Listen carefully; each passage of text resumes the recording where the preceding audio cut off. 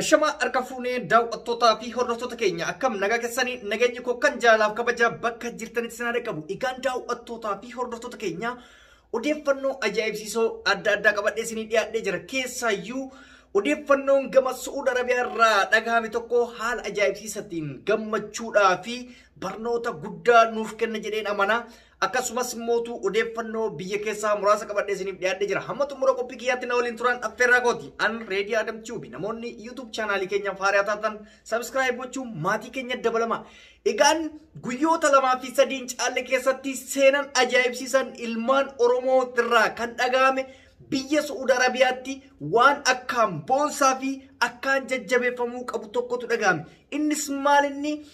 Ustaazota keenya muhaadaraadhaaf biyya Su'uud Arabiyaatti imalan keessatti iddoo muhaadaraa ta'anitti sarpiraayizii isaaniin eeyne akkasumas immootu galmee seena qabeessaa keessatti kan qabamuu qabu seenaalee lamatu hojjetame. Inni tokkumaan inni baabaa keenya Sheek Amiin Ibroon konkolaataa ajaa'ibsiisaa modeela bara 2023 kan gatiin isaa garmaletti qaala'aa mallaqa Itoophiyaatti mallaqa humnaa olii kan dhufuu danda'u. Waldaan ijoollee afran qallootiin yookaan harargeetiin dhaabbate tokko kenneefii jira jechuudha. Waan isin ajaa'ibu akkasuma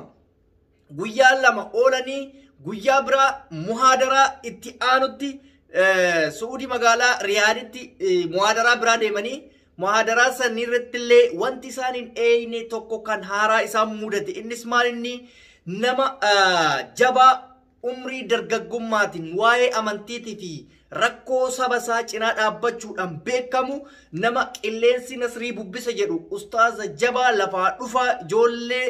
wanti inni hin yaadne wanti inni abjuu keessatti argee hin beekne konkolaataa bifuma saniin konkolaataa modeela bara 2023 kan ajaa'ibsiisaa kan kana jedhamee hin dubbatamne tokko badhaafame jechuudha. Kana kan godhe waldaalee ummata Oromootiin ijaaraman keessaayyuu Oromoo Harargeetiin ijaarame. Waldaan kun lamaanuu garagara. Wanni isin asirratti hubachuu qabdan badhaasa jarri badhaafame saniin ummanni Oromoo gammaduu isa tokko jedhe. Inni biraa ijaaramni namaa bu'aa akkamii buusa kan jedhu barnoota guddaa fudhata. Amma jarri sun osoo ijaarama qabaachuu baatanii namni tokko konkolaataa kana bitee ustaaza tokkoof kennuu hin danda'u. Garuu ijaaramni isaanii baay'inni isaanii tuutan ta'anii konkolaataa 2 modeela ajaa'ibsiisaa bara 2023 ustaazota keenya kennuu jechuun waan dinqiidha. Bakka maratti Oromoon haala kanaan osoo wal ijaaree ustaazota keenya miti namoota dhuunfatii bitanii kennuun hin danda'amaa jechuudha. Ijaaramni bu'aan isaa isa kana. Asirratti wanni nu boonse tokkumaa hin ustaazonni keenya yeroo muhaadaraa deeman konkolaataa hiriira eeggatanii yookaan motora namaatiin yookaan wantoota adda addaatiin baay'ee rakkatu biyya keessatti yoo argitan. Ustaaz Raayyaa Abbaa Maccaa amma bakka baay'ee deema. Konkolaataan isaa modeela duraanitti yookaan hin tabalaashaa yookaan gomman dafee dhuma yookaan wantoota adda addaa maaliif modeelli isaa baay'ee turaadha. So waldaan akkanaa kun yoo namoota akkanaa kanaaf kenne babal'ina amantii gargaarsa hawaasa keessayyuu jarri amma badhaafamte kun amantiirlee akkuma amantii oofansanitti oromummaa ofiitti irratti illee gargaarsi isaan ilmaan Oromoo biraan hin kennu. Sheek Amiin Ibroo fudhadhaa. Mucaa maqilleessi nasrii bubbise jedhu yookaan ustaaza kana fudhadhaa. Gargaarsi isaan saba Oromoo biraa qaban takka lamaa miti. Ummata beela'ee yeroo hedduu konkolaataadhaan nyaata wantoota adda addaa bishaaniin hanga dabalatutti deemanii. So ijaaramni ijoollee Su'uud Arabiyaa keessatti ijaaramtee jettee fakkeenya Oromoo guutuu ta'uu danda'uu qabdi. Oromoonni keenya namoonni dandeettii ummata gargaaruu osoo qaban sababa konkolaataatiin sababa adda addaatiin dadhaban namoonni ijaarama akkanaa qaban gizee gargaaran namatti tola. So bakka jirrutti wal ijaarree wantoota akkanaa bobboonsaa goonee hawaasa keenya jajjabeessuu danda'uu qabna. Ulamaa'ota keenya hayyoota siyaasaa keenya namoota hedduu jajjabeessuu danda'uu qabnaan dhaamsa Oromummaatii ijoollee Su'uud Arabiyaa keessayyuu ijoolleen baha Oromiyaa Harargee nu boonsitanii jirtanii namoonni biyya biraatis akkuma kanatti nu boonsitan jennee dhaabdannaa. Waan nama ajaa'ibu keessaa mootu baabaa Amiin Ibroo dhalatama naannoo sanii ta'ee badhaafame akka gandasaatti ilma gandasaatii godhan hin jenne immoo waan si ajaa'ibu mucaa isa wajjin deemu mucaa lafaa dhufaa kana argitee nuti Oromummaatti amanna nuti ulamaa'ummaa Islaamummaatti amanna isa jedhurraa tokkummaa nutti agarsiisuudhaaf mucaa kanallee kenname jechuudha. Si galee namoonni baay'een bakka baay'eetti akka fassarattaniin beeka gaafa baaba Amiin biroo argate nullee osoo ulamaa naannoo gannatti akkana goone jettan garuu isaan kan biraatiif illee godhanii argisiisanii fakkeenya nu ta'an jechuudha fakkeenya kana fudhannee namoota hundaaf ta'uu danda'uu qaba so baga gammaddan ulamaa'onni kenna daa'iin kenna hedduu takka nu boonsitanii jirtanii hojiin isin hojjettan saba kana boonsa amantiin isin babal'istanillee akkasumatti saba kana fayyada jennee fudhannaa maaliifi osoo isin jiraachuu baattanii haala amalli keenya garmaletti bada amantii teenya hin beeynu maaliif akka dhalanne hin beeynu jara keenya ulamaa'onni har'a badhaasni kun itti xiqqaa ta'uu dhugaa rabbisiniin maaliif naan jedha hundi keenya har'a dhaabbanne deemna malee bor waan taanu hin beeynu jara kanarra yoo fakkeenya wayii gaarummaa wayii baranne garuu guyyaa duunellee waan gaarii fudhannee deema fakkeenyaaf amma obboleessi keenya kan akkaan onnee na cabse kan akkaan jaalladhu kan takka argeen beeyne kaleessa miidiyaa hawaasa irratti arge maatii isaa dubbifatuuf biyya Dubaay irraa Itoophiyaa galee yooma san qabame yooma san du'ee isaa dhageenya onnee hunda keenyatu cabe maaliif dargaggeessa lafaa dhufaa xiqqaa kan waan tokko hin argine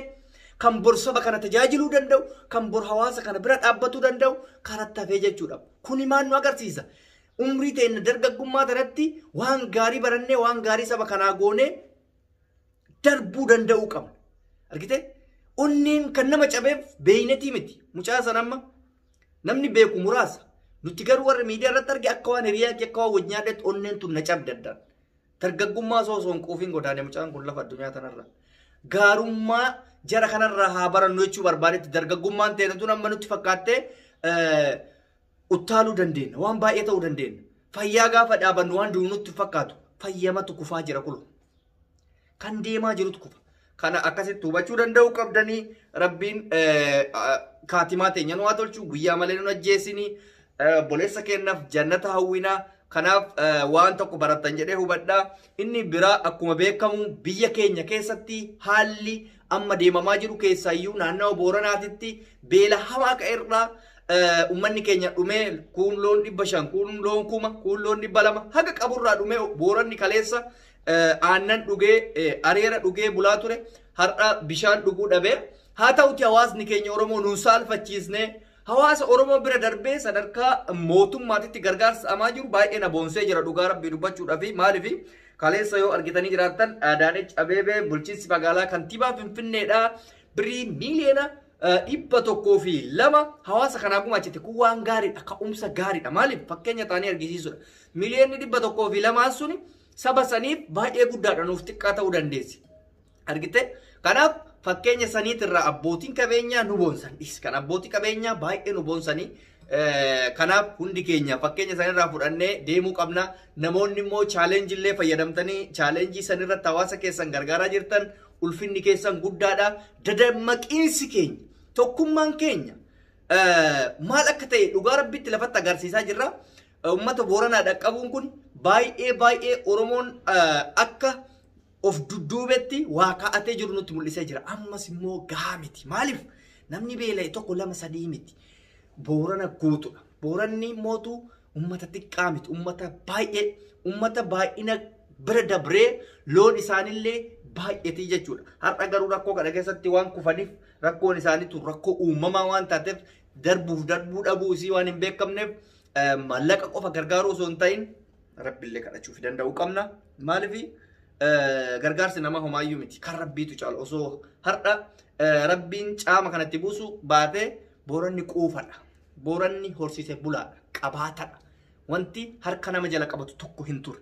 dhabeetii miti rabbi irraatti dhufteeti sii galee namni dhabee kadhate homaa miti hayyee yoo gargaarte rakkoon sun bira darbiti namni kun dhabee miti ka qabu dhabee rabbii isaa biraa itti dhufte hongayeeti rabbiin hongee kana keessaa isaan haa baasu akkaawuntiin hedduutu jira akkaawuntiin ustaazotaan baname akkasumas immootu kan naannoo koreedhaan baname jira walumaa galatti nuti kan isinii maxxansinu namoota itti amanu namoota akka Raayyatii fi Jawaar Muhammad fa'aa akkaawuntii isaan maxxansan isinii maxxansinaa koomentii jalaa fudhattanii birriin tokko bu'aa qaba birrii tokko galchite ati saba saniif oolmaa ooltee jirta seenaa keessatti ofii keetti gammaddee jiraatta jechuun waan isaan gargaarteef soo gargaara isiniin jedha akkaawuntii koomentii kiyya isinii kaa xumuree jira an kan isin waliin ture bulessa keessa Reedii Adam TV namoonni chaanaalii keenyaaf dhuftanii haaraa taataa yoo jiraattan sabiskiraayib gochuun maatii keenyatti dabalamaa isiniin jedha turtii gaarii nuuf qabaadhaa ulfaadhaa Oromoo koo isiniin boona nagaatti.